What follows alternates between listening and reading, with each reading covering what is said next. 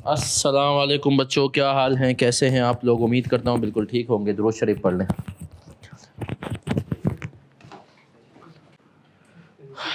चले सर, इब्तिदा करते हैं आज की क्लास की। और एक दिन उससे पहले एक छोटा सवाल एक बच्चे का है कि सर इंडक्शन के फर्गुसन में कैसे पता चले कि इंटरनल में है या एक्सटर्नल में है। वो आपको इंशाल्लाह मेरे ख्याल में ट्रेनिंग के एंड तक पता चल जाएगा कि आप इंटरनल में हैं या एक्सटर्नल में। ऐसा ही है साथ। लेकिन हाँ, मेरा ख्याल है कि अभी मेजॉरिटी जिन जिन को अभी जो पहले आ गई ना कॉलेज, वो तो गारंटी है कि एक्सटर्नल में है। अच्छा, एक सवाल ये भी आता है कि सर क्या करें, इंटरनल में जाएं एक्सटर्नल में जाएं। तो मैं हमेशा कहता हूं कि देखो, सबसे ज़्यादा तो बाहर अगर ग्लोबल जाना है तो सबसे ज़्यादा डिमांड तो एक्सटर्नल की है।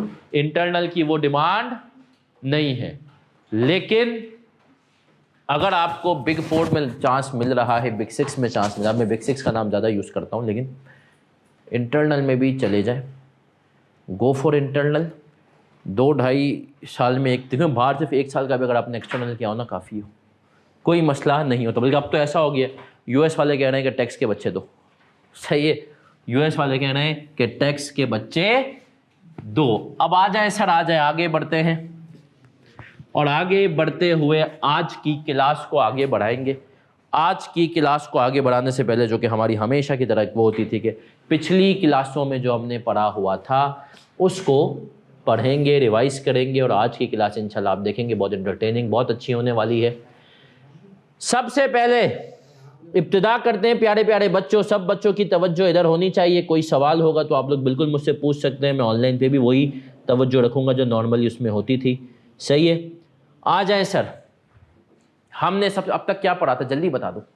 अब तक हमने पढ़ा था सर कि क्लासिफिकेशन से पहले हमने पढ़ लिया था कि इसके ऑब्जेक्टिव क्या था, कि शेयर होल्डर को पहले बता दो कि ये बिकने वाला है। सही है सर, उसको पहले से बता दो कि इतना मेजर एसिड बिकने वाला है, या अगर डिस्पोजल ग्रुप, जो कि अभी हमने देखा नहीं कि डिस्पोज होगा, तो ये होगा। ठीक है सर। फिर मैं और आगे बढ़ा था, और आगे बढ़ते हुए मैंने पढ़ा था कि भैया किला इसके स्कोप में आते समय मेजरमेंट के लिहाज से कुछ स्टैंडर्ड को स्कोप से एक्सक्लूड कर दिया गया है। वो कौन कौन से हैं? डेफर्ड टैक्स एसेट्स हैं, लीजेज हैं, IFRS 9 वाली चीज़ें हैं, और IAS 19 इम्प्लाई बेनिफिट हैं। और हमने कहा IAS 40 के अंदर फेयर वैल्यू मॉडल वाली चीज़ें थी, हमने कहा। और IFRS 4 इंश्योरेंस कॉन्ट्रैक्ट, ये चीज़ें एक्सक्लूड हो चुकी थी। फिर और आगे बढ़े थे, और आगे बढ़ते हुए हमने क्या पढ़ा था? और हमने पढ़ा था सर क्लासिफिकेशन। हमने कहा कि भैया अगर किसी एसिड के बारे में ये सोच लिया है, नियत कर लिए कि अब इसको बेच करके ही फायदे कमाएंगे, तो स्टैंडर्ड भैया ने हमें क्या कहा कि अपनी नीयत को तुम पहले साबित करो। अब साबित करने के लिए पहली चीज़ क्या थी? Immediate cell. 5 बातें दिमाग में, 5 बातें। इमीडिएट सेल की पोजीशन में होना चाहिए। वो याद है पहला केस हमने पढ़ा था कि अगर ऑर्डर पूरे करने हैं, ऑर्डर लगे हुए 1 महीने के बाद नहीं, हाँ अगर तुम कह दो ऑर्डर के साथ टिका रहे हैं तो हमने कर दिया। सही है। दूसरी चीज, सेल इज हाईली प्रोबेबल, लगता भी हो बिक जाए। प्राइसेस रेलिवेंट होनी भी चाहिए। सही है सर, आपको लगता हो, आप ऐसा नहीं 20 लाख की चीज को 35 लाख के ऊपर बेच रहे हैं तो प्राइस भी रेलिवेंट। और मैनेजमेंट की कमिटमेंट हो, आपको लगता हो, ऐसा नहीं मैनेजमेंट ने हाँ तो कह तो दिया सब कुछ है, लोग आ भी नहीं लेकिन सही से सही मुंह बात नहीं करे। और एक्टिवली इसको मार्केट होना चाहिए कि हाँ भाई हम बेचना चाह रहे हैं। अगर तो ये बातें हुई तो हम कहेंगे क्लासिफाई कर दो, और अगर ये बातें नहीं हुई तो क्या करेंगे सर? ओहो, हमारी ऑनलाइन डिस्कनेक्शन हो गई है।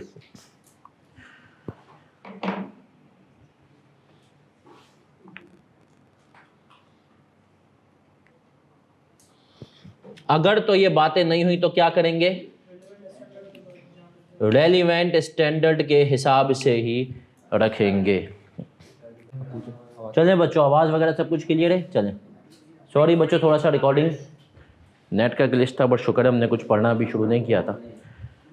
तो चलें सर, हम IFRS 3 हमने अभी क्विकली रिवाइज किया। क्लासिफिकेशन के अंदर 5 बातें थी, तो क्लासिफाई करेंगे वरना क्लासिफाई नहीं करेंगे। यहां तक हम क्लियर हैं। फिर हम आए थे और पिछली क्लास में हमने कर लिया था मेजरमेंट का रूल, और मेजरमेंट में हमने कहा, क्विकली एक दफ़ा अगर मैं समराइज करूं तो मेजरमेंट में उसने हमें कहा कि बिफोर क्लासिफिकेशन क्या करना है? Before classification as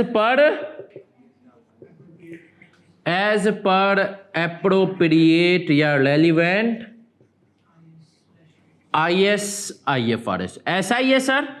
yes sir, है ना सर? और आफ्टर क्लासिफिकेशन, जब आपने आप क्लासिफाई कर दिया तो किस पे मेजर करोगे? Lower of carrying amount. Carrying amount क्या होगी? जो ट्रांसफर वैल्यू है ना, ट्रांसफर अमाउंट। और दूसरी चीज क्या थी? Fair value less cost to sell. क्या मैं यहां तक क्लियर हूं सर?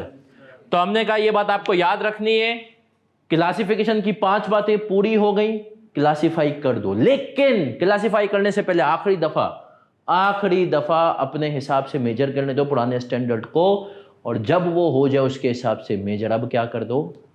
क्लासिफाई कर दो। किस पे? लोअर ऑफ कैरिंग अमाउंट और फेयर वैल्यू लेस। इसके बाद फ्यूचर में वो इस पे मेजर होगा। अब आए सर, जब तक हम सवाल नहीं देखेंगे ना तब तक आप लोगों को मजा नहीं आएगा।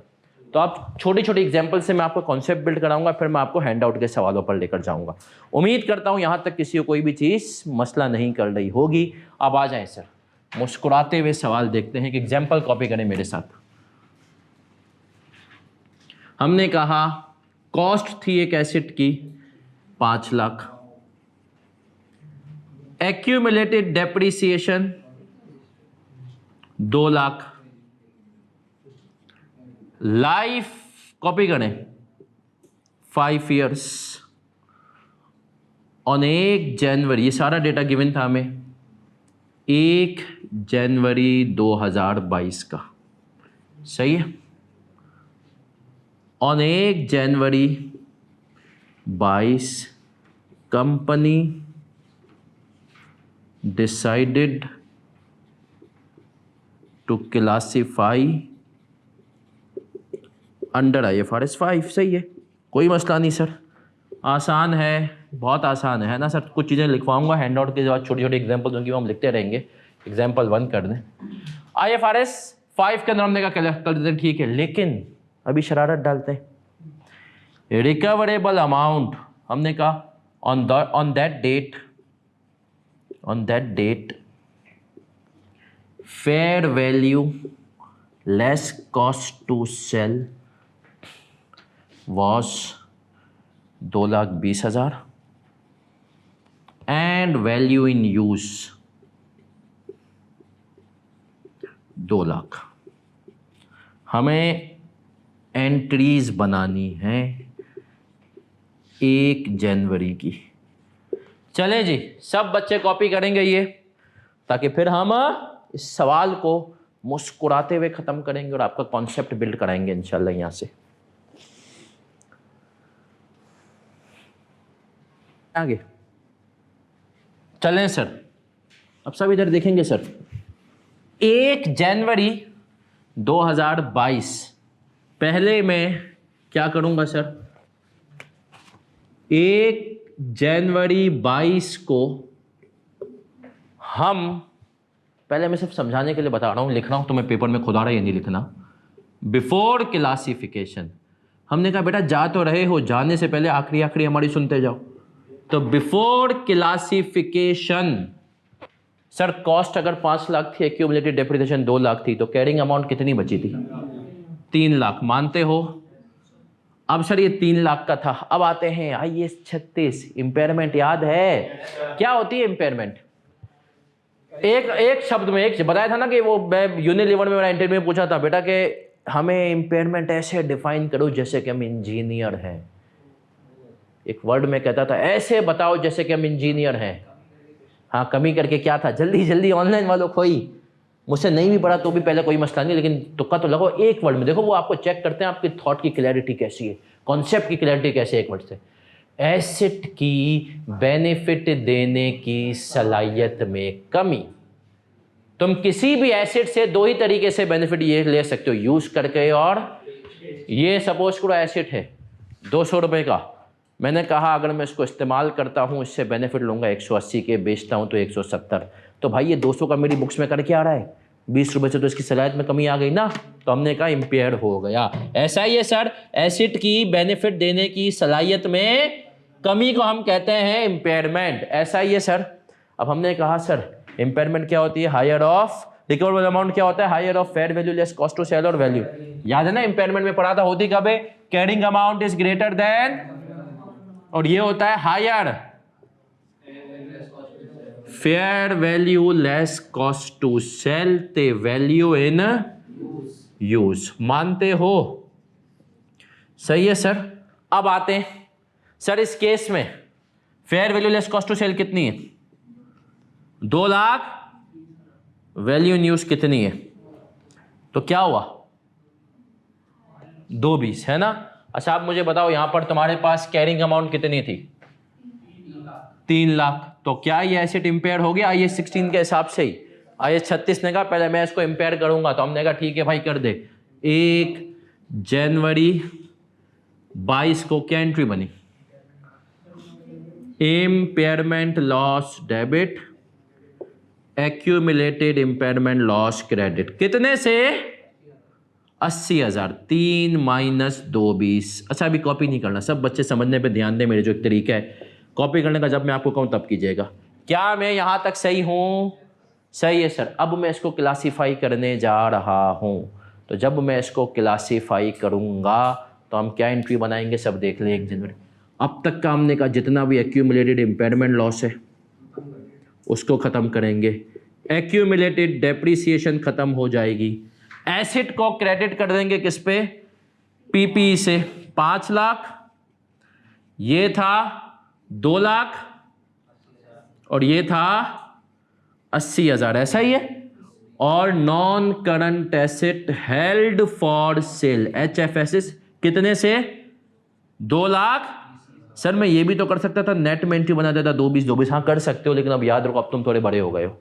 बचपन में तो हम कहते थे नेट से कर दे, लेकिन अब बड़े हो गए ना, तो हर चीज़ टाई होती है, बैलेंस शीट कैश फ्लो सब सही ना। तो अब आपने ये एंट्री बना दी, जाने से पहले इम्पेयरमेंट थे, फिर अब यहां पर आने के बाद ये किस पे मेजर होगा, फेयर वैल्यू लेस। अब एक मासूम आना, एक सिर्फ, हाँ एक और शरारत थोड़ी सी और लाता हूं, फिर तुम्हें भी एक ऐसा सवाल कराऊंगा। 31 दिसंबर 2022 को हमने कहा fair value less cost to sell थी 1,80,000। अब तुम कितने पे लाए थे, अब आओ आफ्टर मेजरमेंट, आफ्टर क्लासिफिकेशन किस पे करते हैं, लोअर ऑफ कैरिंग अमाउंट, इसके लिए कितनी थी, 220 है ना सर। हमने कहा जब ये क्लासीफाई हो जाता है तो IFRS 5 क्या कहता है, IFRS 5 कहता है चिल्ला चिल्ला के कि भाई मुझे मेजर करो लोअर पे, लोअर ऑफ कैरिंग अमाउंट कितना है, और फेयर वैल्यू लेस वो कितनी है, तो कितना हो जाएगा, 1,80,000। मानते हो? क्या एंट्री बनाऊंगा, हमने कहा 31 दिसंबर 22 को एंट्री बनेगी P&L डेबिट, इसको भी हम इम्पेयरमेंट लॉस ही कहते हैं, लेकिन ये होता है IFRS 5 के अंदर, सही है। और एसेट क्रेडिट कर दो एक्यूमुलेटेड इम्पेयरमेंट लॉस, एक ही बात है, आप चाहें तो कर दें direct non current asset held for कितने से, 220 माइनस 40,000। तो सर बिफोर इम्पेयर हमने देखा ये 36 अप्लाई हो गया, और बाद में कॉपी कर लें, कॉपी करें फिर आगे बढ़ेंगे। सर आसान है, बहुत आसान है, थोड़ी देर में पता चलेगा, आसान है यार। पता नहीं लोगों ने, मैं सच बताऊं, मुझसे अगर आप पूछो ना, पेपर में इसका सवाल ज़्यादा आसान है FAR to FR1 के मुकाबले में, लेकिन मसला क्या ये है, इतना बड़ा हाथी ना रिटेन करना बहुत मुश्किल, इसीलिए इसके ऊपर इंशाल्लाह इस दफ़ा कुछ कोशिश कर रहा हूँ, मेहनत कर रहा हूँ। थोड़ी बताऊँगा यार, मैंने जो एक चीज़ ऑब्जर्व की ना, बच्चे एंड में परेशान हो जाता है कि इसको दिमाग में बिठाएं कैसे।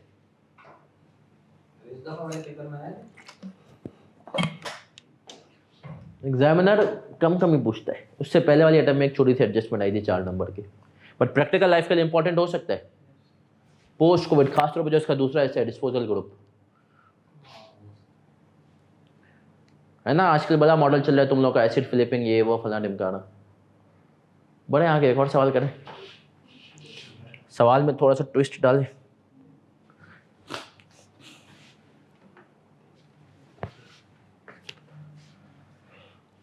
थोड़ा सा ट्विस्ट सवाल में डालेंगे, फिगर्स चेंज करूंगा, इसको आप लोग कर देंगे अगर आपने कॉपी कर लिया है तो। ये एग्जाम्पल 2, जिन बच्चों ने कॉपी कर लिया है वो, इसको आप एग्जाम्पल 2 को कॉपी करें।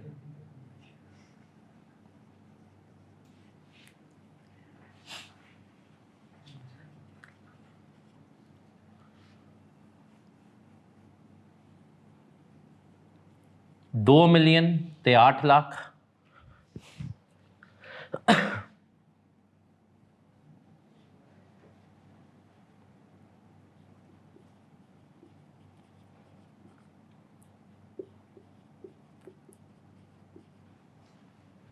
और हमने आगे का 31 दिसंबर,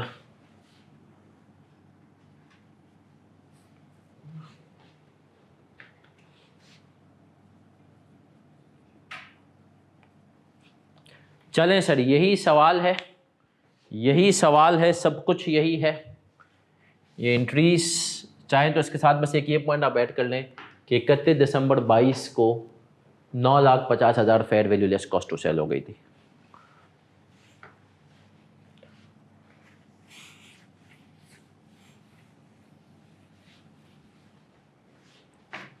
जल्दी करना है, 2 मिनट।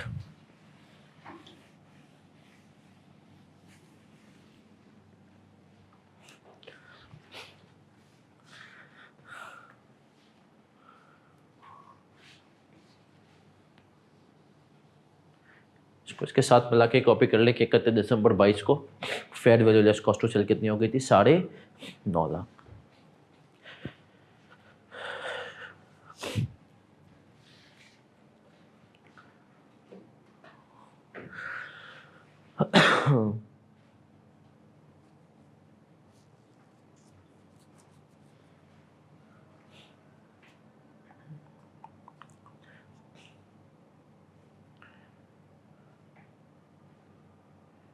टाइप सी का चार्जर है किसी के पास?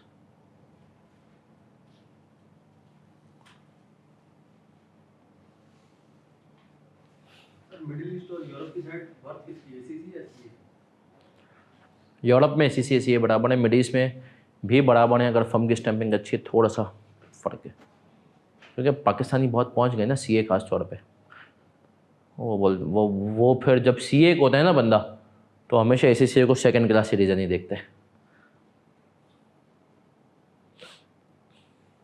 आज आई के स्टेट्स हैं जो हाजिर सीए हैं 9,000। मुझे थोड़ा सा इसमें डाउट है, ज़्यादा है, लेकिन आई में जो मैंने जो पढ़ा वो 9,000 का जो अभी शायद हैं, बाकी शायद ऊपर नीचे हो चुके हैं। तो जो अपनी मेंबरशिप फ़ीस नहीं भरते, मैं अगर अपनी मेंबरशिप फ़ीस ना भरूँ ना तो मेरा नाम सीए के रजिस्टर से हट जाए। तो भाई आई के पैसा है कि अभी मेरा एक प्रैक्टिस का फॉर्म था, उस फॉर्म में थोड़ा सा जो है ना एक एड्रेस का चेंज का इशू था, और जो है आई के अपने भाई मुझे मैसेज ईमेल कर दी कि सर जब तक ये एड्रेस चेंज नहीं होता अब तब तक कोई ऑडिट रिपोर्ट साइन नहीं कर सकते, मतलब जब तक ये फॉर्म पूरा नहीं होगा। तो आप समझे 1 हफ्ते के लिए मुझसे साइनिंग पावर ले ली गई थी। शुक्र है कि उस टाइम पे कोई क्लाइंट नहीं था आया मतलब साइन के लिए, बट वो 1 हफ्ते के लिए आप समझेंगे। पर मैंने फॉर्म जब रेक्टिफाई करके मेरी साइनिंग पावर। चले सर कर लिया, ये आसान है। अब इसमें एक छोटी सी शरारत थी जो कि मुझे करनी थी। अब मुझे नहीं पता कि शरारत कितने लोगों ने इसको पिक किया, कितने लोगों ने नहीं किया। मुझे बता दें इसकी कैरिंग अमाउंट कितनी हो गई? 12 लाख। मानते हो? अब इधर आते, fair value less cost to sell और वैल्यू इन यूज की वर्किंग। फेयर वैल्यू कितनी दी हुई थी? 1 मिलियन। और वैल्यू इन यूज कितनी थी? 1.1 मिलियन। ऐसा ही है। अब आते हैं इसको, हम आते हैं तो हमने कहा रिकवरेबल अमाउंट कितनी हो गई? 1 और कैरिंग अमाउंट कितनी थी? 1.2 मिलियन। तो हमने कहा सर इसका मतलब ये है कि इम्पेयरमेंट कितने से हुई, 1,00,000। क्या एंट्री बनाऊंगा, impairment loss debit, accumulated impairment loss credit, है ना सर। एक्यूमुलेटेड करें, एसेट करें, तकरीबन यहाँ पर एक ही बात चलती है, लेकिन अच्छा है कि सही वर्ड यूज करें। मान गए क्या, हाँ सर। अब आए 1.2 माइनस 1.1, अब कर देते हैं रिक्लासीफाई, है ना सर। अब हम कहे तो हमने कहा एक्यूमुलेटेड डेप्रिसिएशन को अंदर डालो, कितने से, 8,00,000। एक्यूमुलेटेड इम्पेयरमेंट लॉस कितने से, 1,00,000। आपने कहा पीपीई एसेट कितने से, और non current asset held for sale कितने से, 1 मान गए, यस सर। ऑनलाइन वाले बच्चों क्या आप अगर हमारे साथ हैं तो लिख दें सीसी लिख दें एक दफा, ताकि मुझे लगे कि हाँ आप सो नहीं रहे, सीसी।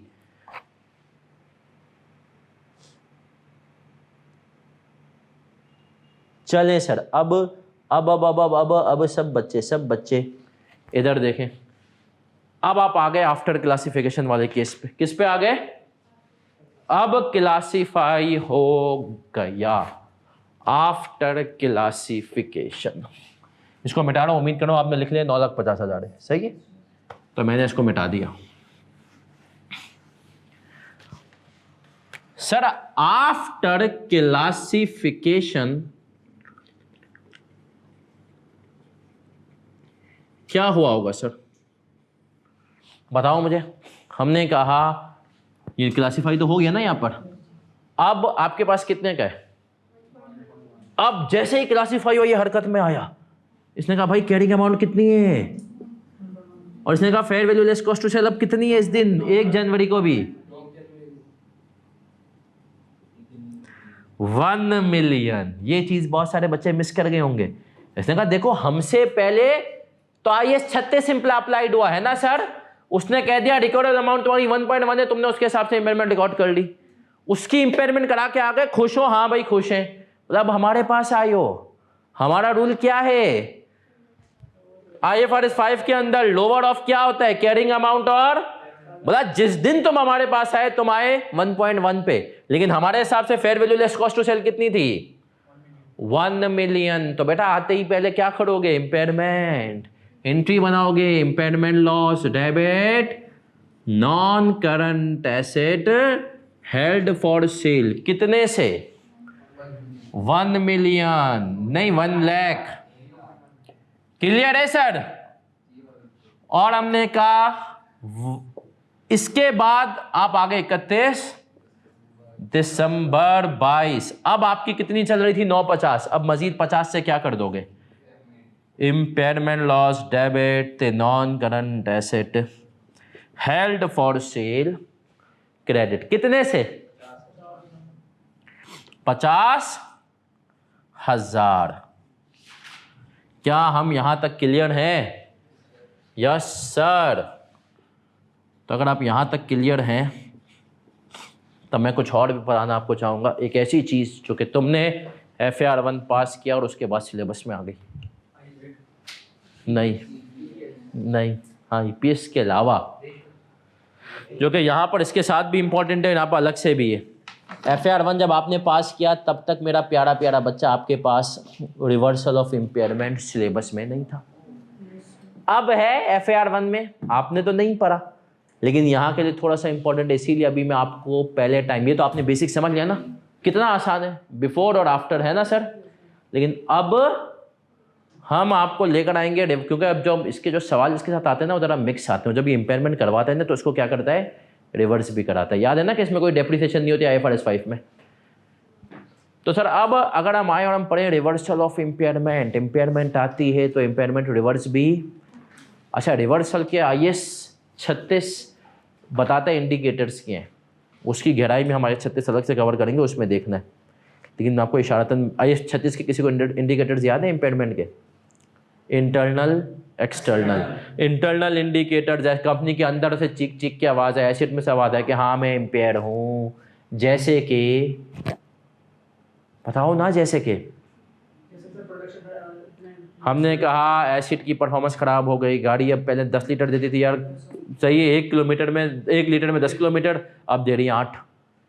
सही है, डैमेज हो गया, कंपनी में क्रेन चल रही थी, वर्कर ने एक दूसरे को मार दी, टक्कर कर दी। सही है, हमने कहा डैमेज, परफॉर्मेंस का डिक्लाइन हो गई, रीस्ट्रक्चरिंग का प्लान हुआ। एक्सटर्नल इंडिकेटर्स याद हैं, मार्केट प्राइस कम हुई, टेक्नोलॉजिकल लीगल इन्वायरमेंट हुआ, और हमने कहा कि sir increase in interest rate, value in use कम आएगी, low market capitalization, book value market value से ज़्यादा है, ये सारी ना। अब जब इंडिकेटर्स होते तो हम इम्पेयर करते हैं, और अगर इंडिकेटर्स उलट हो गए तो हमें लग रहा था कि यार गाड़ी तो बहुत बेकार चल रही है, 1 लीटर के अंदर पहले 10 दे रही थी, अब 8 दे रही है, बाद में पता चला भी तो पेट्रोल पंप वाला चोर था। असल तो मसला उसका था। आप क्या करोगे, इंपेयरमेंट को रिवर्स मारोगे, है ना सर। इसी तरीके से आपको लगता था कि यार मशीन पहले 1 घंटे में 70 यूनिट बना रही थी, अब बना रही थी 60, आपने इंपेयरमेंट कर दी, डिक्लाइनिंग एसिड परफॉर्मेंस। बाद में पता चला कि भैया वो रॉ मटेरियल दूसरी क्वालिटी का आ गया था, इसलिए प्रोडक्शन उसको मशीन को प्रोसेस करने में टाइम। अब आप क्या करोगे, रिवर्स। मानते हो तो इंपेयरमेंट आती है तो रिवर्स भी हो सकती है।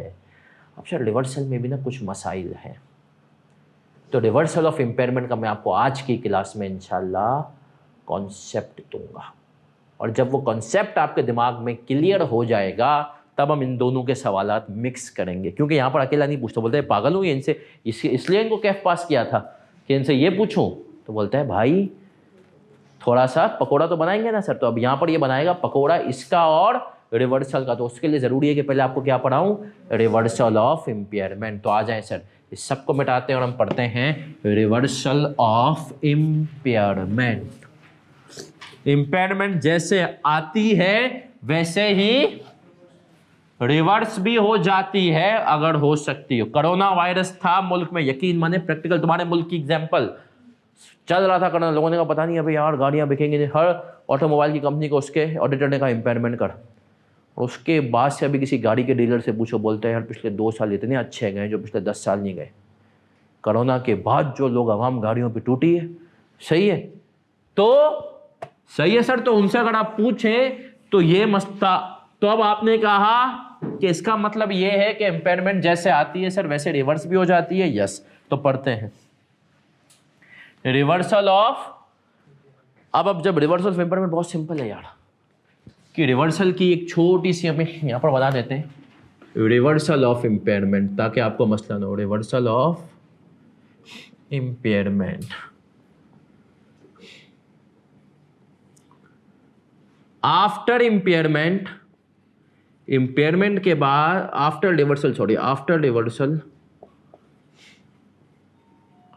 आफ्टर रिवर्सल कैरिंग अमाउंट, एक बेसिक सा रूल है, carrying amount should not exceed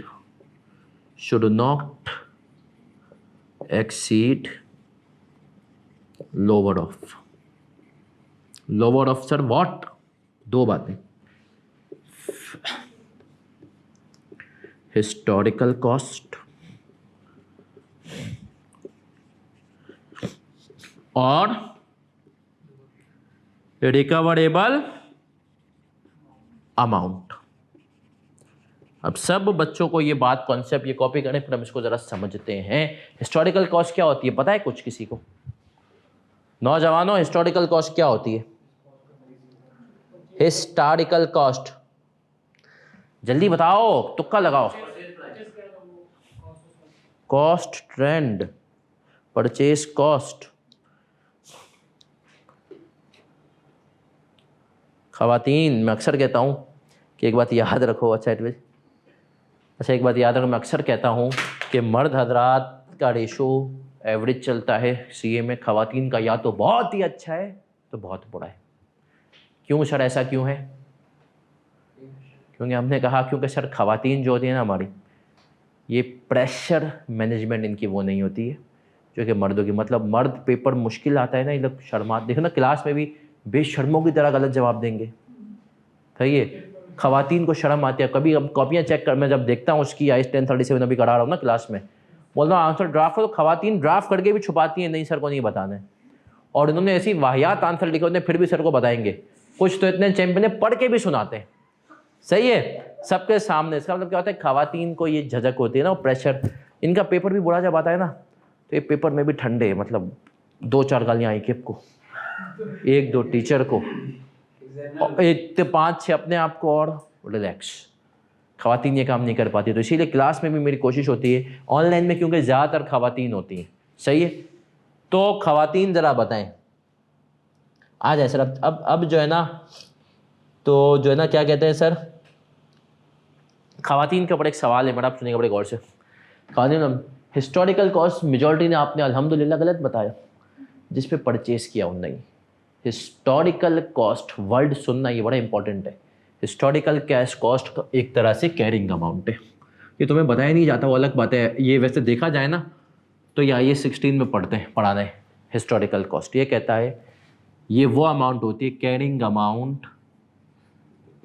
amount had asset never been impaired और revalued, impaired और revalued। मैं इसको कहता हूं अपने अल्फाज में, अगर तुम एसेट को अकाउंटिंग में भी टैक्स वाले भैया के हिसाब से चलाओ तो हिस्टोरिकल कॉस्ट होती है। टैक्स वाले भी क्या कहते हैं, टैक्स वाले भी बोलते हैं कोई इंपेयरमेंट को नहीं मानते, बोलते हैं ना कि हम जिस पे आते हैं उस पर आके डेप्रिशिएट होता है। ये भी वही है, ये कहता है सुनना, एक एसेट हमने लिया 5 लाख का, 6 दफा वो रिवैल्यू के 8 लाख पे, लाइफ थी उसकी 5 साल, आज 2 साल हो गए, तो हो सकता है कि उसकी फेयर वैल्यू तो 8 लाख है, लेकिन हिस्टोरिकल क्या होगी 3 लाख।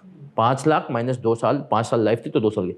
तो हिस्टोरिकल कॉस्ट क्या होती है, एसेट लो उसको डेप्रिशिएट खाली करो बस, कभी सोचो नहीं कि इम्पेयर हुई, तो वो वैल्यू क्या होती है, हिस्टोरिकल कॉस्ट। तो जब हिस्टोरिकल कॉस्ट होती है तो हमने कहा हम रिवर्सल भी करते हैं, सही है सर। तो अब आ जाए, ये अगर आप लोग कॉन्सेप्ट क्लियर है, हिस्टोरिकल कॉस्ट आप लोगों ने जो है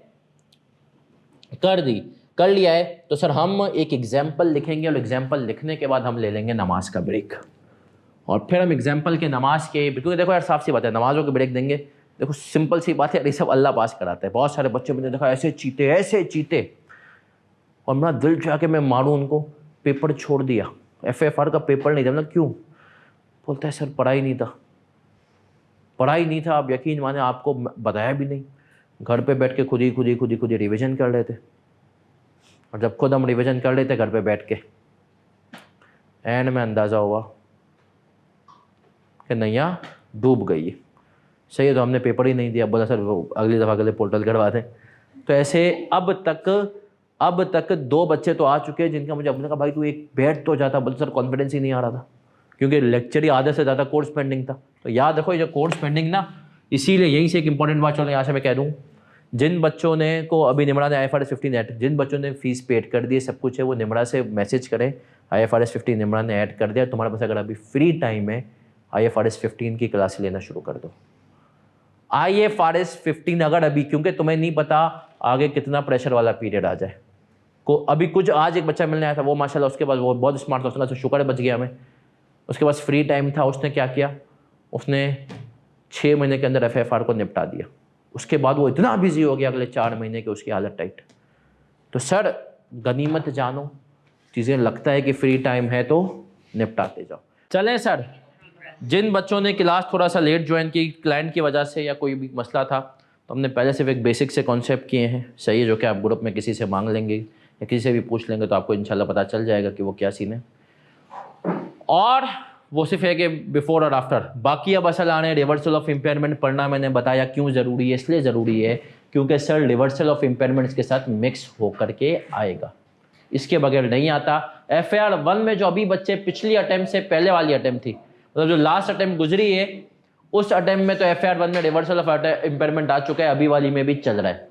आप लोगों ने रिवर्सल नहीं पढ़ा है, कोई मसला नहीं, अभी हम इंशाल्लाह आपको चीता बना देंगे, कोई मसला नहीं। रिवर्सल के केस में याद रखना, after reversal carrying amount should not exceed lower of historical cost और रिकवरेबल अमाउंट आफ्टर इम्पेयरमेंट। ये रूल याद रख लेना, इस रूल को अभी अप्लाई करेंगे, समझेंगे।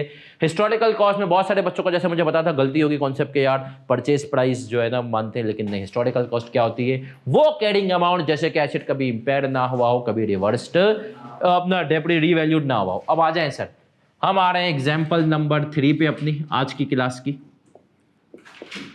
हमने कहा 1 जनवरी 22 का आपको डेटा गिवन है, कास्ट थी 5 लाख, कैरिंग अमाउंट थी, एक्यूमुलेटेड डेप्रिसिएशन थी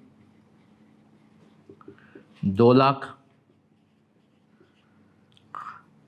लाइफ थी टोटल 5 ईयर्स,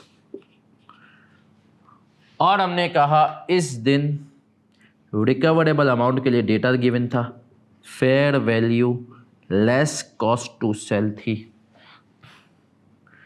2 लाख, बल्कि नहीं इसको हम और कम करते, fair value less cost to sell थी 1,70,000 और वैल्यू इन यूज थी 1,60,000। ठीक है जी। हमने कहा 1 जनवरी 23 का, फिर हमें और डेटा गिवन है, सब बच्चे इधर देखेंगे। 1 जनवरी 23 को क्या हुआ? रिकवरेबल अमाउंट की डिटेल्स गिवन थी हमें, fair value less cost to sell थी 2,20,000, वैल्यू इन यूज थी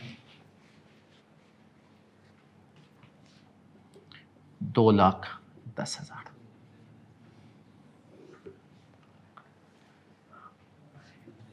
रिक्वायर्ड में कह रहा है एंट्रीज बनानी है। सब बच्चे ये कॉपी कर लें सर, फिर आगे बढ़ रहे हैं। सब सब सब सब जल्दी, क्विकली।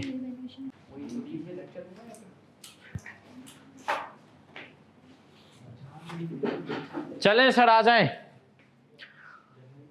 सबने उम्मीद करता हूं कॉपी कर लिया है ना सर। अब हम आते हैं और क्विकली आ जाते हैं। मुझे बता दें कैरिंग अमाउंट कितनी हो गई थी? 3 लाख। मानते हो? रिकवरेबल अमाउंट कितनी थी? 1,70,000 है ना सर। तो अब 1 जनवरी को क्या लग रहा है कि इम्पेयरमेंट हो गई? Yes sir. 1 जनवरी को हमने क्या एंट्री बनाएंगे? 1 जनवरी 22 को एंट्री बनेगी impairment loss debit accumulated impairment कितने से? कॉपी नहीं करना, सब बोर्ड पे देखेंगे। -170 कितना हुआ भैया? 1,30,000। मानते हो? चलें सर, फिर और आगे बढ़ेंगे। कॉपी नहीं, कॉपी नहीं।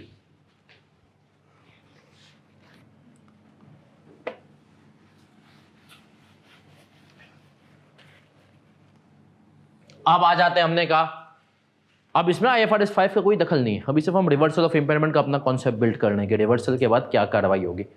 31 दिसंबर पे आए, मुस्कुराए। हमने कहा 31 दिसंबर 22। सर लाइफ कितनी बची थी? 3 साल। टोटल 5 साल थी। 2 एक्यूमुलेटेड डेप्रिसिएशन का मतलब ये है कि 2 साल हो चुके हैं ना। 5 के हिसाब से 8 साल की लाख आती है, तो 2 लाख गए। 5 साल में से 2 लाख गई, बचे कितने? 3 साल। 170 पे तुम आ गए थे, ऐसा ही है। क्या एंट्री बनाओगे? Depreciation expense debit accumulated depreciation credit कितने से? 1,70,000 डिवाइडेड बाई 3। 5 6 हंस जाएगा 6 667 5 6 6 7। मान गए? पक्की बात है। ये आ गई आपकी। अब अगर मैं आपसे पूछूं इस दिन कैरिंग अमाउंट कितनी थी? 170 -5 6 667 कितना हुआ?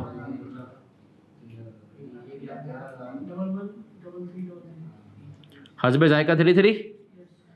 अब सब बच्चे इधर देख लेंगे, 1133 पे तुम्हारा एसिड मुस्कुरा रहा था। अब आ रहा है कॉन्सेप्ट रिवर्सल का। अब हमने कहा देखो यार, अब आ गया रिवर्सल। रिवर्सल कैसे पता चल रहा है? हमने कहा भी देखो जब रिकवर्ड अमाउंट कम हुआ था इंपेयर कर दिया, अब इंडिकेटर्स आ गए रिवर्सल के, रिवर्स कर दो। हमने कहा कर देते हैं। अब कैरिंग अमाउंट कितनी है? फेयर वैल्यू कितनी है? 220। वैल्यू न्यूज कितनी है? तो रिकवर्ड अमाउंट इस दिन कितना हो जाएगा? 220 है ना सर। अगर मैं यहाँ पे बात करूं 1 जनवरी 23 की, तो रिकवरेबल अमाउंट कितना हुआ? 2,20,000। ऐसा ही है, पक्की बात है सर। अगर ये उसको मैं 2,20,000 की तरफ ले करके जाऊं तो मैंने कहा सर क्या होगा? अब ये आ जाते हैं। हमने कहा सब इधर, ये कितना हो गया? 2,20,000 है ना जी। अब हिस्टोरिकल कॉस्ट क्या कॉन्सेप्ट दिया था कि वो कैरिंग अमाउंट जैसे एसेट कभी इंपेयर्ड भी ना होते, डेप्रिशिएट भी ना हो, है ना सर। तो अब आप इधर आ जाओ, सब बच्चे इधर देखेंगे। सर एसेट लिया कितने का था? 5 लाख का। 1 जनवरी 20 तक कितने का डेप्रिशिएट हुआ था? 2 लाख का, है ना सर। तो आपने कहा 3 लाख की इसकी वैल्यू बची हुई थी किस दिन? 22। अब मुझे बताओ, अगर तो तुम इसको इंपेयर नहीं करते तो ये 22 वाले साल में भी कितने का डेप्रिशिएट होता? 1 लाख का। तो कितने का बचा होता? 2 लाख। मानते हो? तो हमने कहा सर कैरिंग अमाउंट कितनी आ गई? 2 लाख। अगर ये नहीं होता तो 1 जनवरी 23 को, और यही 2 लाख जो तुम्हारे पास कैरिंग अमाउंट आई है, इसको ही हम अपनी जबान में क्या कह रहे हैं? अब इसने कहा तुझे रिवर्स करना है तो याद रखना है, रिवर्सल के बाद carrying amount should not exceed lower of historical cost और रिकवरेबल। कितनी आ गई? 2 लाख। कितनी आ गई? 2 लाख। तो अब मेरी कैरिंग अमाउंट कितनी है? अब सुनना सब बच्चे, अब मेरे पास 2 ऑप्शन है। अगर मैं रिकवरेबल अमाउंट पे इसको रिवर्सल करूंगा, तो अगर मैंने कहा reversal as per recoverable amount, तो वो कितना हो जाएगा? 220 माइनस 133.33 कितना हुआ? जरा जल्दी से बताओ। 10,666। लेकिन अगर मैं इसको रिवर्सल करूं जो कि सही तरीका है, एज पर हिस्टोरिकल कास्ट, तो 2 लाख, 1,13,000 है ना, सॉरी 113,333 कितना? 8,667। तो मैं किसकी तरफ जाऊंगा? सही है सर, हिस्टोरिकल कॉस्ट के तरफ जाऊंगा, लोअर वाली वर्किंग। तो अब इंपेयरमेंट की रिवर्सल में यहां पर क्या करने वाला हूं? हम एंट्री बनाएंगे एक्यूमुलेटेड इंपेयरमेंट लॉस, सही है, डेबिट कर देंगे, और पीएनएल क्रेडिट कर देंगे। कितने से? अभी कॉपी किसी ने नहीं करना, अभी कॉपी किसी ने 8,667 8,667 कॉन्सेप्ट समझो। इंपेयरमेंट आई, सही है, रिवर्स करने हम पे पाबंदी लगाएगी। पाबंदी किस चीज की है? आफ्टर इंपेयरमेंट ये नहीं है। अब सर इस पाबंदी के पीछे की लॉजिक भी तो होती है, वो भी तो बताएं, समझाता हूं। तो देखो तुम्हारा मॉडल क्या है? कॉस्ट। कॉस्ट मॉडल में इंपेयरमेंट तो हो सकती है, रिवैल्यूएशन नहीं हो सकती। कॉस्ट मॉडल में रिवैल्यूएशन नहीं हो सकती, है ना सर, ऐसा ही है। अगर तुमने कॉस्ट मॉडल में रिवैल्यूएशन कर दी तो गुनाह कबीरा है। फिर फर्क क्या बचा भैया? तो मैं इसके आपको 2 लॉजिक्स दूंगा जिससे आपको क्लियर होगा। देखो जी, अगर तुम इसको इस पे ले जाते 220 तक, तो इफेक्टिवली तुम्हारा एसेट रिवैल्यू हो गया।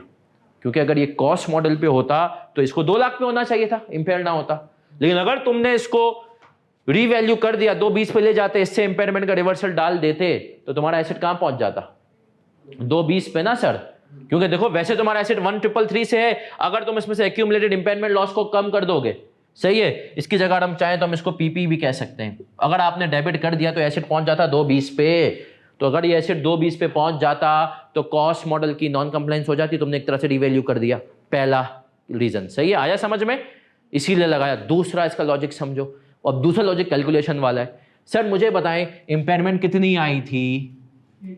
130। अब आपको याद होगा बचपन में आपके FAR1 के टीचर है जिसने तुम्हें रीवैल्यूएशन पढ़ाया था, सही है सर। कुछ बच्चों को जिनको मैं जानता हूं उनको काजी ग्रेट ने पढ़ाया था, उसने क्या बताया था रीवैल्यूएशन में? उसने बताया था काजी भैया ने कि काजी ने पढ़ाओ, जिस भी टीचर ने पढ़ाया आपको, कोई भी टीचर हो, उन्होंने आपको एक बात बताया था कि जब इम्पेयरमेंट की चमाट लगती है तो अगले सालों में डेप्रिसिएशन का बेनिफिट भी मिलता है। ऐसा है कि नहीं है? इम्पेयरमेंट की चमाट कितने की पड़ी थी, लेकिन डेप्रिसिएशन का तुझे बेनिफिट भी मिल गया। कैसे? पहले डेप्रिसिएशन लाख की आ रही थी, अभी कितने की आ रही थी?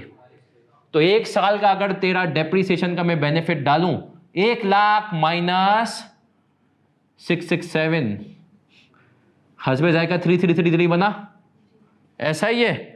तो यहीं पे पहुंचे तुम लोग 86667 पे, है ना सर?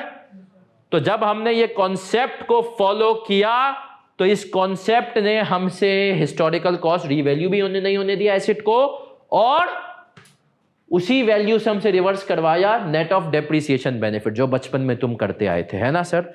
अच्छा, बचपन में सर बच्चों को फिर इस तरीके से क्यों नहीं कराते?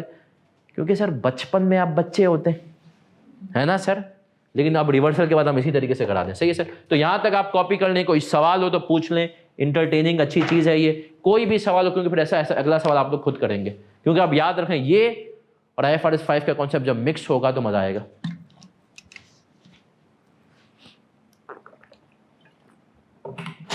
तो आज आप लोग ये नहीं कह सकते FAR1 में हमने तो रिवर्सल ऑफ इम्पेयरमेंट नहीं पढ़ा, पढ़ लिया, बस ये एक चीज ऐड हुई है FAR1 में। सुकून से जाएंगे, सुकून से। सवाल यह है कि सर रीवैल्यूएशन मॉडल पे भी तो इम्पेयरमेंट का रिवर्सल हो सकता है, बिल्कुल हो सकता है, लेकिन रुके जरा, सब्र करें, पहले बेसिक सवाल तो निपटा लें हम। कॉन्सेप्ट तो ऐसे ही बनता है ना सर, क्योंकि याद रखें, मैंने कहा ना इंशाल्लाह कोशिश ये करनी है आपको कॉन्सेप्ट ऐसा दिया जाए कि आप लोग कल को क्लाइंट पे भी फंसे ना, क्लाइंट को फांस दें, क्योंकि अभी आप जाएंगे तो आपको इंशाल्लाह बहुत सारी चीज़ें पता चलेंगी। जैसे कि क्लाइंट आपका डेप्रिसिएशन की वर्किंग नहीं करता, अक्सर बहुत जो छोटा क्लाइंट कर भी देता है, सब चीज़ें आपके लिए छोड़ के ये करेगा ना, डेफर टैक्स तो हड़ा में कोई क्लाइंट करे, बोलता है यार ये डेफर टैक्स में हम क्यों, जिसने पढ़ा हुआ है वो तो उसको तो पढ़े हुए टाइम हो गया, बोलता है ये बच्चे तो अभी CA कर लें, ये करेंगे ना। इवन मैं बताऊँ, मैं खुद भी जब क्लाइंट था ना तो भी मैं डेफर टैक्स की वर्किंग नहीं करता था, क्योंकि यार देखो आप इंडस्ट्री में बैठो, अब हम हो गए थे सीनियर, और मुझे जब भी जूनियर मिले ना वो हमेशा वो मिले, मैं किसी की बुराई नहीं करा, बट ACCA वाले बच्चे भी यूजुअली डेफर टैक्स से नहीं हैंडल, उन्होंने इतनी गहराई में जितना आपने पढ़ा हुआ होता है ना FAR2 में, वो उतना SBR में नहीं पढ़ते, तो वो बेचारे भी नहीं कर पाते थे।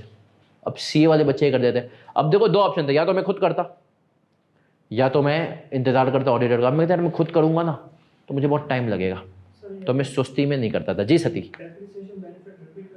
सर देखें, हमने कहा कि होता यह है कि जब भी इम्पेयरमेंट आती है और अगले सालों में जब हमें कहीं गेन वेन हो जाता था, याद होगा ना आपको, याद है रिवैल्यूएशन में, तो हम उसको रिवर्स कर देते पिछले साल की इम्पेयरमेंट को या रिवैल्यूएशन लॉस को नेट ऑफ डेप्रिसिएशन बेनिफिट।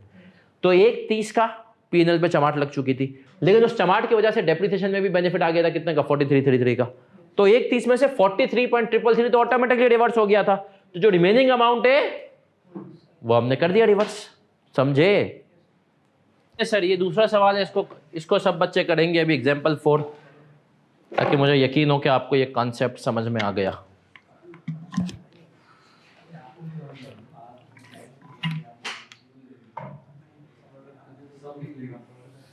सुकून से कर लें, कोई मसला नहीं, कॉपी इसके बाद आप लोगों ने खुद ही करना है एग्जाम्पल 4 को। बच्चा बाहर निकलता है तो इंडस्ट्री इधर मूव करता है, फॉर्म में रहता है, डिपेंड। आजकल इंडस्ट्री फॉर्म में रह रहा है, क्योंकि बाहर उसको फिर और बाहर जाना होता है।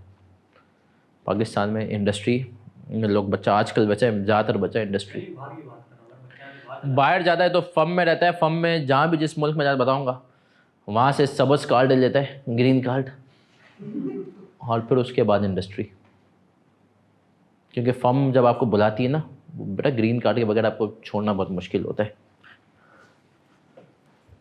सब टेंशन लेते हो। इंशाल्लाह कुछ टाइम में मैं देख रहा हूँ सारे बाहर जिसको जाना है ना, किस किस को बाहर जाना है। सोच रहा हूँ इसलिए करके बात लाया हूँ। याद है जब इंटरनेशनल एफिलिएशन नहीं होती ना फर्म की, बाहर बहुत मुश्किल होता है।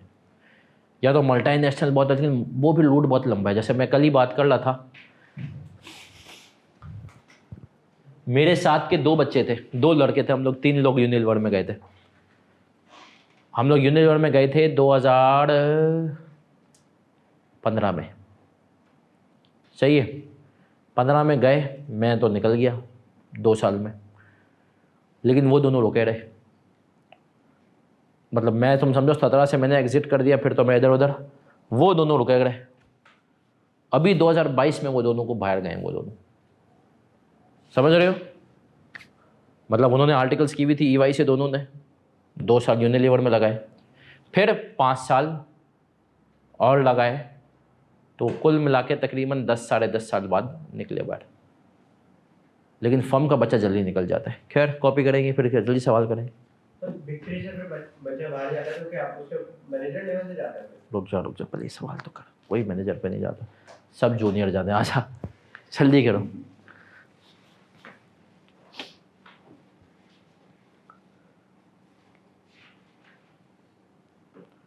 यही सवाल है सर, बस थोड़ी सी फिगर्स मैंने चेंज की हैं आपके लिए। ऑनलाइन वाले बच्चों, हाँ जी डन। 85714 ये आ रहा है, पक्की बात है। सब बच्चे इस पे एग्री करते हैं क्या? चलें सर, बिल्कुल वैसा ही सवाल है। अब हमने कहा सबसे पहले तो इम्पेयरमेंट लॉस साफ नजर आ रहा है, कितना हुआ 7 लाख और 6 लाख। हमने कहा कैरिंग अमाउंट 7 लाख थी, fair value less cost to sell कितनी थी 6 लाख। क्या एंट्री बनाऊंगा? Impairment loss debit. हमने कहा 7 माइनस 6। ये कोशिश क्या करो बेटा, ये वर्किंग है क्या करो। तो पेपर में अगर सवाल है और तूने ये फिगर गलत निकाली ना, तो इन दोनों में से अगर एक भी सही हुई ना तो आधे मार्क्स देगा, वो कुछ नंबर देगा। तो इसलिए कहता हूँ ये वर्किंग क्या करो। हमने कहा सर 1 लाख की तो आ गई इम्पेयरमेंट, सीधी के सीधी है ना सर। फिर आगे बढ़े हमने कहा अगला किस दिन सुनवाई होगी? 31 दिसंबर 22। क्या एंट्री बनाऊंगा? Depreciation expense debit, accumulated depreciation कितने से? हमने कहा 6 लाख डिवाइडेड बाई 7 साल, 85714। ऐसा? यस सर, 85714 की आपकी आ गई डेप्रीसिएशन। चलिए सर फिर आगे बढ़े। और हमने कहा अब आ गई 1 जनवरी को, रिकवरेबल अमाउंट कितना है? 7.5 लाख। कितना है? 7.5 लाख। ऐसा ही है। चलिए सर फिर आगे बढ़े। हमने कहा रिकवरेबल अमाउंट 7.5 लाख है और हिस्टोरिकल कॉस्ट अगर कभी एसेट इम्पेयर हुआ ही नहीं होता तो हमने कहा 1 मिलियन का था, 1 जनवरी 22 तक 3 साल की हो गई थी, तो 1 जनवरी 23 तक हमने कहा 1 साल लाख की और डेप्रीसिएशन हो चुकी होती, तो कितने का हो चुका होता? 4 लाख की। डेप्रीसिएशन के बाद कितने का होता? 6 लाख। तो रिवर्सल के बाद हम इसको कितने पर लेकर के जाएंगे?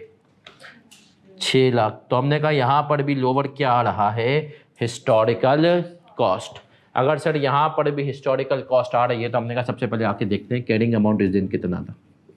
6 लाख माइनस डेप्रीसिएशन 85 कितना हुआ? 514,286 का ये बचा हुआ था। अब हमने कहा रिवर्सल ऑफ इम्पेयरमेंट। पिछले सालों में लॉस अगर इतना आया था और इस दफ़ा अगर इंडिकेटर्स आ गए रिवर्सल के, तो मैं क्या करूंगा सर? रिवर्स करूंगा और रिवर्स करते हुए मैं इसको लेकर के आऊंगा किस पे? 6 लाख पे। एंट्री बनाऊंगा एक्यूमुलेटेड इम्पेयरमेंट लॉस या एसेट डेबिट, पीपी डेबिट और PNL कितने से 6 लाख माइनस 514.286, तो जितनी डेप्रिसिएशन है उतना ही आ गया ना सर 85। कभी कभी पेपर में भी आपको यार ये कैसे हो गया, सेम अमाउंट आ रहा है ना सर। कितने लोगों को पेपर में जब ऐसा हो कि डाउट होता है कि अब यार कुछ गड़बड़ तो नहीं कर दी 857 मैं ये, बल्कि ज़्यादा अच्छा चांस होता है कि यार गड़बड़ नहीं की है। बनाने वाले ने ऐसा सवाल बनाया कि आपस में चीज़ें क्या हो रही हैं। तो आए सर 85714 सही है सर। क्या हम यहाँ तक क्लियर हैं, पक्की बात है।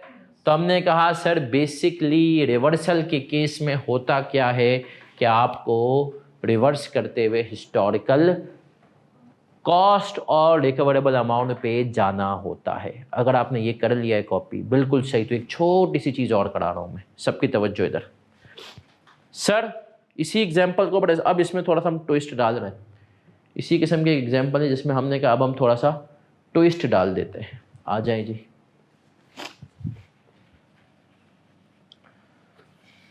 एक एग्जाम्पल और आप लोग करेंगे इसी किस्म की, लेकिन थोड़ा सा ट्विस्ट होगा। कॉस्ट है 2 मिलियन। एग्जाम्पल 5 आज की क्लास की पक्का आखिरी एग्जाम्पल है। एक्यूमुलेटेड डेप्रिसिएशन है 8 लाख, लाइफ 10 साल। चलें सर आ जाए।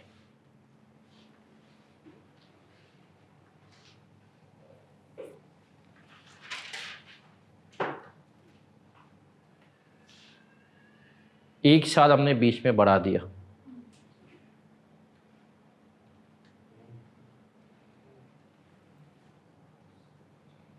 इस वेल को थोड़ा सा और चेंज कर रहा हूँ सवाल को और इंटरेस्टिंग बनाने के लिए। चले जी, अब देखते हैं कहाँ पहुँचते हैं।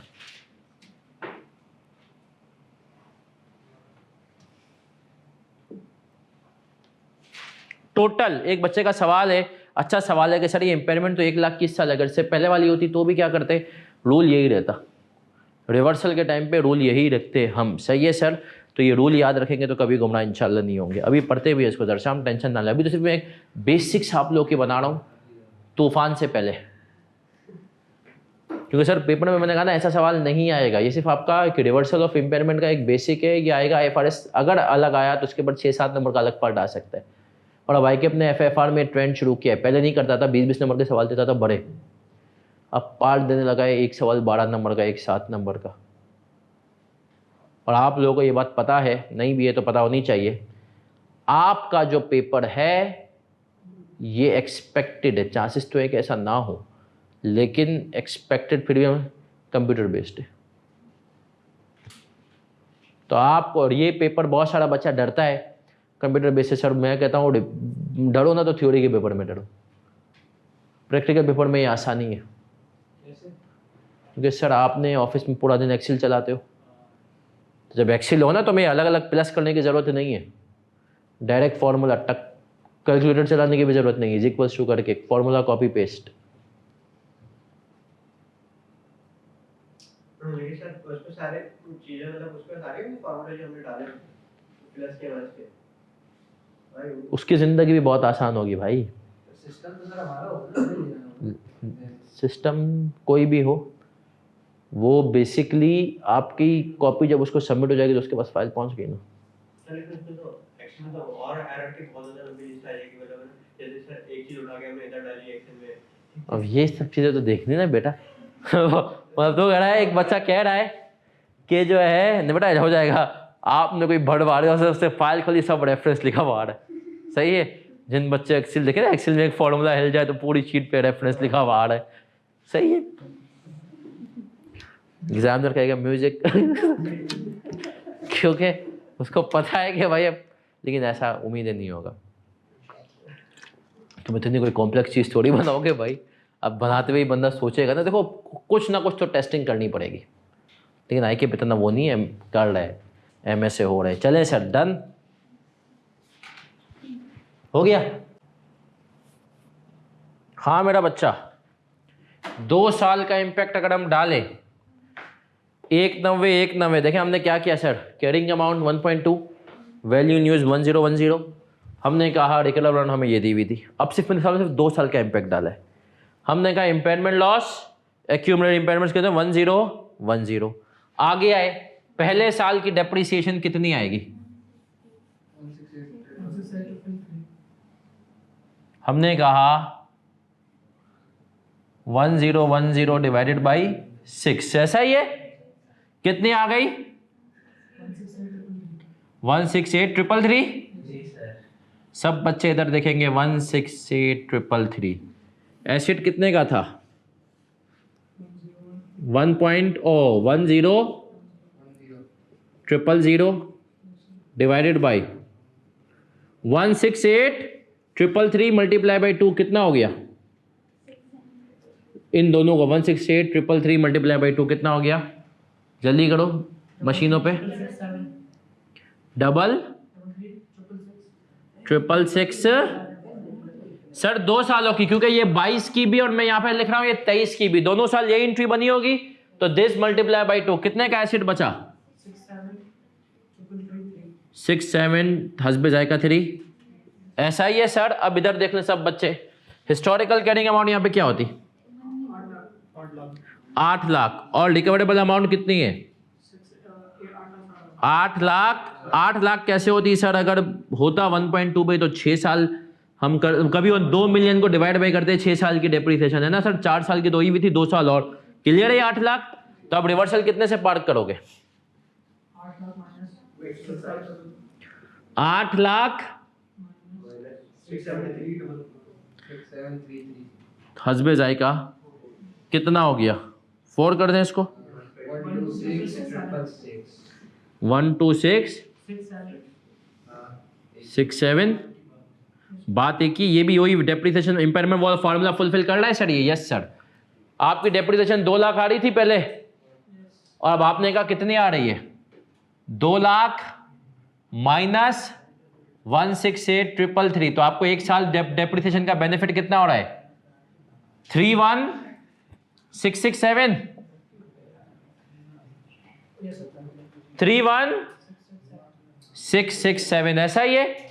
मल्टीप्लाई बाई 2 कर दें कितना हो गया 63,334 ऐसा ही है। तब आपने कहा सर देखें 190 का पीएनएल में हिट लगी थी, 2 सालों का ये बेनिफिट मिल गया उसको रिड्यूस डेप्रिसिएशन की सूरत में, तो 190 माइनस 63,334 कितना हुआ 126। सही है सर, ये बेसिकली हुआ। अब इधर देख लें एक आखिरी पॉइंट, एक फिर उसके बाद क्लास ऑफ करते हैं। सर अगर मैं यहां पर फिगर्स चेंज करके दे देता 760 और 740, तब आपका रिवर्सल कितने से होता, आप यहां पर क्या ले लेते 760 ले लेते है ना सर। तब आप कहते हैं जितना इंपेयरमेंट में गया था उतना पूरा रिवर्स नहीं हो पाया अभी, समझ रहे हो सर। तब आपका कुछ अमाउंट अभी भी रिवर्स होने से रह जाता। अगर यहां पर होता तो मुझे बता दो जरा जल्दी से कितना हो जाता 760 अगर मैं लेता तो यहां पे, तब आप ये एंट्री कितने से बनाते, सही है सर।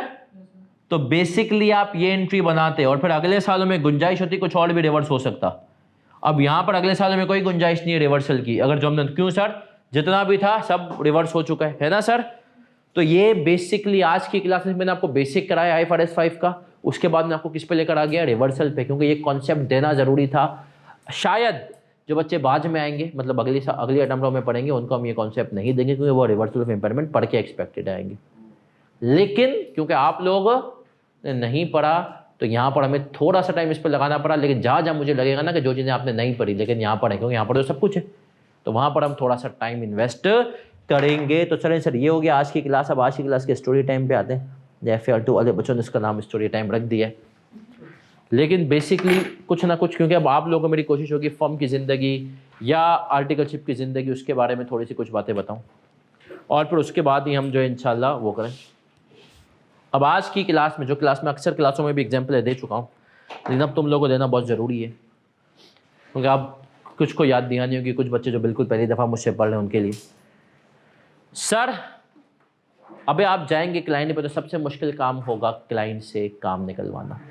इसकी मैं हमेशा एग्जांपल ये देता हूँ, आप सबके अम्मा अब्बा, खास तौर पे अम्मा अब्बा, अम्मा को अगर आप लें, आप सब ने बचपन में, अभी तक अम्मा से अब्बा से तो अभी तक आप इतने करीब रहे ही नहीं है ना सर। अब्बा बेचारे काम पे होते हैं, ये वो, अब आपको अंदाजा होगा कि अब्बा बेचारे बाहर क्या कर रहे होते हैं, सही है। तो अब आप सब अम्मा से करीब, आप सोचे किसी दिन घर की मासी अनअनाउंस छुट्टी कर ले, नहीं बताया और क्या कर ले, और उस दिन अम्मी ने पूरा मूड बनाया हो कि आज कपड़े भी धोने, बर्तन भी, अम्मी ने सब कुछ उसके लिए तैयारी शारी करके रखी हो। अब अम्मी इस डिसीजन से बैकआउट नहीं हो सकती और मासी ने कर ली छुट्टी। उस दिन अगर आप अम्मा से फरमाइश करें कि मुझे खाने में अम्मा आज पिज़्ज़ा बना दो लंच में, तो अम्मा की क्या रिएक्शन होगा, सही है। मतलब एक तो इतना काम, ऊपर से इसकी फरमाइशें चल रही हैं। यही चीज़ क्लाइंट के साथ होती है। क्लाइंट को आप बहुत बुरे लगते, बोलते हैं इतना काम है मेरे पास, ये आके तंग कर रहा है, ये भी दे दो वो भी दे दो, उसके लिए आप एक बर्डन है। अच्छा अब क्लाइंट डेटा, अच्छा एक तो होता है क्लाइंट इसलिए डेटा नहीं देता कि वो बेचारा वाकई में बिजी है। दूसरा क्लाइंट को इंस्ट्रक्शंस होती हैं कि इसको डेटा दिया ना तो तू गया, सही है। देखो भाई इतना तो प्रॉफिट टाइड होता है। तब आपको क्या करना है ऐसे केस में, आपको क्लाइंट से देखना है कैसा है। अगर उससे दोस्ती बना सकते हो दोस्त, अब दोस्ती कैसे बनाते हैं, दो एग्जाम्पल दे देता हूँ। एक एग्जाम्पल, मैं क्लाइंट पे गया, अरे यार डेटा ही नहीं दे रहे, पर मैंने देखा यार है कोई अमीर इंसान। अच्छा अमीर इंसान ये मैंने कैसे पता लगाया, सही है सर, ये ऐसे पता लगाया मैंने कि यार ये टेनिस वेनिस देखता है। मैंने कहा ये हम जैसे नॉर्मल लोग नहीं देखते टेनिस वेनिस ऐसा गेम। अब जो आदमी टेनिस और गोल्फ देखे उसका खानदानी रईस है भाई अब वो टेनिस देखता है। अब मैंने यार, मैं तो टेनिस देखता नहीं था, अब मैं गया, मैंने थोड़ा सर्च किया कौन रॉजर फेडरर। अच्छा उस टाइम पे यूट्यूब का भी यार इतना कॉन्सेप्ट नहीं था, ये 11-12 की बात तुम्हें बता रहा हूँ, बस गूगल तो था ही ना, कौन रॉजर फेडरर है, कौन क्या है, सही है, मतलब राफेल नडाल कौन है, ये वो, इन सब के बारे में, कौन से टूर्नामेंट, मैंने लगाया 1-1.5 घंटा लगाया। अब मैं उसके पास गया, बातों बातों में कोशिश की, उस टाइम पे कोई टूर्नामेंट भी चल रहा था। मैंने कहा यार अच्छा, मैं ऐसे ही ना मोबाइल देखते हुए, मैंने कहा अच्छा रे आज तो ये मैच भी है। उसने कहा अच्छा हाँ यार आज मैच भी है, देखते हो टेनिस, मैंने कहा हाँ अब उसको फिर थोड़ा बताया, फिर वो बातें करना, समझ रहे, एक तरह से उससे रेपो बिल्डिंग हुई। जब उससे मेरी रेपो बिल्डिंग हुई तो उसके बाद जब दोस्ती हो गई तो डेटा देना आसान। इसी तरीके से एक और क्लाइंट पे हम गए, बहुत टेढ़ा। अच्छा हमें पता भी था यार फाइनेंस का बंदा तो बहुत ही टेढ़ा है, काबू में ही नहीं आ रहे, लेकिन अब डेटा भी निकालने, गलती भी निकालनी, क्योंकि फर्म में भी अपना नाम है। तो यार मैंने देखा कि एक बंदा है मार्केटिंग का है और फाइनेंस डिपार्टमेंट में जब भी आता है ना तो फाइनेंस वालों की लेकर जाता है तफरी। उनको बोलता है अबे भाई ये अबे ढक्कन काम दे, चल ढक्कन काम कुछ नहीं करते। मैंने कहा इसकी कोई फाइनेंस के साथ लगती है। मैंने ऑब्जर्व किया कि क्लाइंट बड़ा मल्टीनेशनल है। मैंने कहा यार असर की नमाज के बाद ये सुट्टा मारता है बाहर, नहीं मतलब जो एरिया होता है ना वहाँ पे डेजिंग, वहाँ पे सुट्टा मार, अकेला सुट्टा मार रहा होता है। मैंने अच्छा, मैं वैसे थोड़ा सा जाहिर सी बात है, मेरा एक ज़िंदगी का उसूल है कि जो चीज़ इस्लाम में हलाल है, मकरू भले है, मतलब थोड़ा बहुत बचो लेकिन एक दफ़ा ट्राई ज़रूर करो, सही है। तो सुट्टा तो मैंने बचपन से ही मारा हुआ था, मुझे पता था। खैर मैंने यार उस टाइम पे मैं गया नीचे, अच्छा पान, वो क्लाइंट है पान वाला भी नहीं था, पर उस दिन मैं अगले दिन फिर मैं मोहल्ले से अपने ख़रीद के लाया सिगरेट के पैकेट। उसके असर पे पहुंचने से पहले ही वो सलाम इमाम साहब ने फेरा, मैं फ़ौरन से उस जगह पे जाके खड़ा हो गया और उसका इंतज़ार करने लगा। सिगरेट की डब्बी थी और ये भी देख लेता मैंने कौन सा ब्रांड पीता है, वही ब्रांड मैंने लिया। अब तो ये खर्चा करना वो अपनी जेब से, बच्चा आजकल गया रे, और मैंने ब्रांड लिया, वो आया तो मैंने उसको सिगरेट ऑफ़र की, उसने ले ली। बात जीत हुई पहला दिन, और डब्बी मैंने रखी। मैं तो खुद वैसे तो पीता नहीं था, लेकिन मैंने उसके साथ तो पी।